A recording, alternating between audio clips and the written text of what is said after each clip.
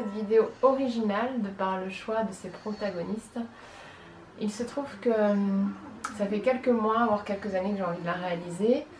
Mettre en évidence les attitudes que l'on peut avoir vis-à-vis de nos bébés, ou bien le matériel que l'on peut utiliser, les mots que l'on peut employer, les tenues qu'on peut leur proposer, les gestes qu'on peut avoir à leur égard. J'ai pu observer qu'il y a des éléments qui peuvent être vraiment soutenants et puis d'autres en partie entravants, dans le sens où ils ne vont pas pas faciliter l'autonomie et le confort des bébés dans leurs acquisitions. Là, on a mimé une scène de portage classique. On voit le bébé vraiment suspendu au niveau de l'aine, les jambes dans le vide. Au niveau de la circulation sanguine, c'est pas terrible. Les bébés dans ces cas-là ont tendance à se mettre soit en mode hypotonique, à complètement se laisser aller et à ne plus rien contrôler, quitte à générer de l'inconfort, ou version hypertonique à se rigidifier. La solution qui peut être proposée est donc un système de portage physiologique ou une écharpe de portage. Dans ces cas-là, on peut vraiment venir harmoniser la pression avec le tissu en le déployant depuis les plis du genou jusqu'au bassin. Et ça permet vraiment au bébé de venir s'arrondir, se lever, s'envelopper dans l'écharpe de portage, et ça apporte beaucoup plus de détente et de confort. Il peut venir se poser sur le torse de son parent et puis juste amener, expérimenter ce qu'il a expérimenté au niveau de la tenue de la tête, du tronc, pour pouvoir subvenir à ses besoins. C'est également un moment de bercement dont peut profiter le bébé dans le quotidien du parent. Ça peut faciliter l'endormissement, aider à la digestion, et ça a encore de nombreux avantages dans cette posture-là.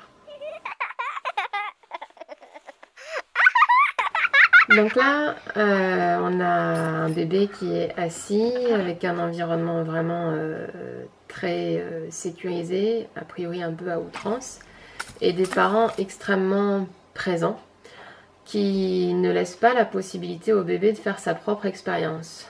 Donc le bébé a à peine le temps de mettre en place une réaction d'équilibration que les parents tout de suite le rattrapent et le remettent dans son axe, ce qui est assez entravant pour le bébé, et il n'a aucune possibilité de venir vivre des réactions parachutes, c'est-à-dire de venir se rattraper par lui-même. Dans cette deuxième situation, le bébé a beaucoup plus la possibilité d'expérimenter. Le parent est présent et il accompagne la gestuelle du bébé, il accompagne ses chutes afin que quand même il se rende compte par lui-même de ce que ça crée et des capacités qu'il a à se mettre en mouvement et à se rattraper si nécessaire.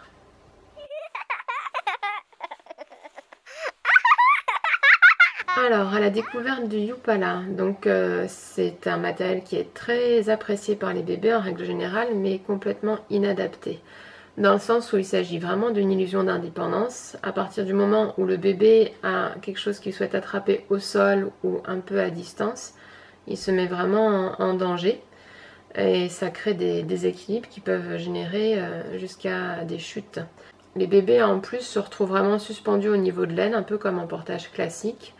Et ils se retrouvent sur la pointe des pieds avec une marche assez robotique dans un versant hypertonique en règle générale. Ce qui ne favorise pas les bons appuis.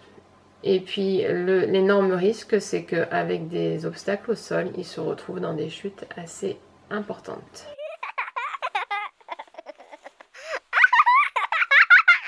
Les escaliers, il s'agit d'un univers vraiment très captivant et intéressant pour les bébés. Ils sont grandement attirés, ils ont envie d'aller découvrir ce qui se passe là-haut. Et souvent, dans notre quotidien, l'accès est limité par des barrières d'escalier qui sont importantes lorsque l'on est absent et qu'on n'est pas en mesure de les accompagner. La problématique, c'est qu'il peut y avoir des oublis dans le quotidien.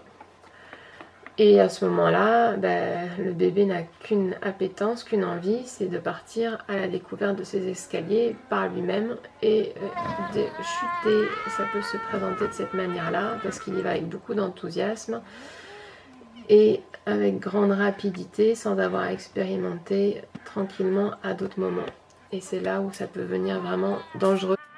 La meilleure des choses de la proposition, c'est de les accompagner dans des moments où vous vous sentez disponible pour venir faire leur propre expérience, être présent pour éventuellement l'aider à gérer les déséquilibres, qu'il se rende compte, qu'il se responsabilise là-dedans et qu'il expérimente par lui-même pour pouvoir ensuite le faire en sécurité sans votre présence. Mais c'est un préalable qui a priori est indispensable. Si vous n'avez pas le temps de faire ça, dans ces cas-là, mieux vaut les porter à bras plutôt que de les porter rapidement, de les tracter là, par les mains, par les bras, comme on peut le voir sur ces images.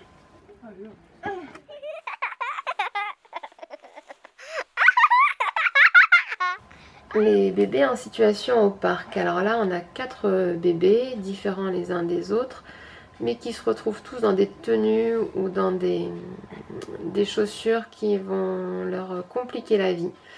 Là, la robe est beaucoup trop longue et donc le bébé vient se prendre les pieds dedans. L'autre bébé a des chaussures tellement rigides qu'il s'agit presque de chaussures de ski au niveau du ressenti. Ici, un bébé qui est vraiment serré dans sa tenue, certes très élégante avec sa chemise à pression et la ceinture, mais qui est vraiment gêné. Et puis là, on a notre bébé modèle qui est bien installé, mais dès qu'il sort de sa zone de confort, va craindre de se salir parce que c'est quelque chose à laquelle il n'a pas été habitué et c'est pas comme ça qu'il va aller enrichir sa motricité. Là, voilà l'arrivée de notre bébé à l'aise. Donc on le voit au niveau de la tenue, parmi les autres, il a quelque chose qui est souple, qui a l'air agréable, confortable, qui ne va pas le gêner au niveau de la respiration, au niveau de sa taille, qui ne vient pas le serrer. Et surtout, c'est une tenue qui ne craint pas, donc il peut venir explorer, expérimenter, abîmer sans aucun scrupule, sans aucun souci, en toute liberté. Par rapport au choix des chaussures, on va plus aller vers des chaussures souples, légères, avec éventuellement une légère voûte plantaire de dessinée, mais vraiment aller vers un effet seconde peau, que ce soit pour la tenue autant que pour les chaussures. Il y a même un bébé qui s'est débarrassé de sa chaussure trop rigide, l'autre qui est en train de se débarrasser de sa chemise, et la dernière qui se prend toujours les pieds dans sa robe. On a a priori un bébé plus à l'aise qui se réjouit d'expérimenter à sa manière et sans entrave.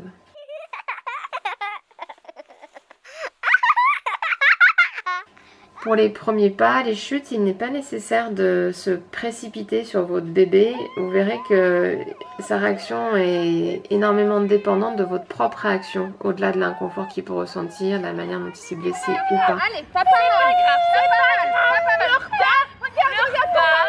Pleure pas, regarde. Y'a rien. Oh, le papa.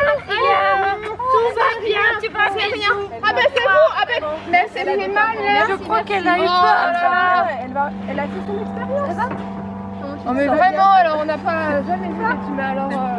Quoi qu'il se passe, vous pouvez être présent et détendu auprès de votre bébé, jouer avec lui et s'il nécessite, s'il a besoin de votre aide, juste vous rapprocher de lui et vous lui présenter vos mains comme soutien, comme appui pour qu'il puisse de lui-même se remettre debout.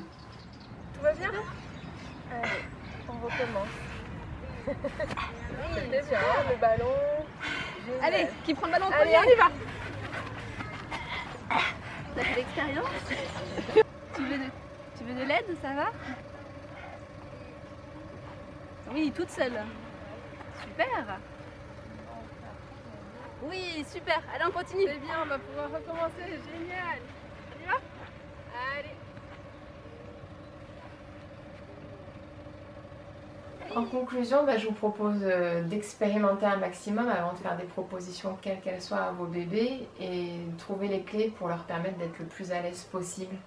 Créer un environnement à la fois physique et psychologique stable et rempli de confiance. Je vous souhaite de belles expériences, de belles découvertes et de beaux apprentissages à vos bébés. À bientôt!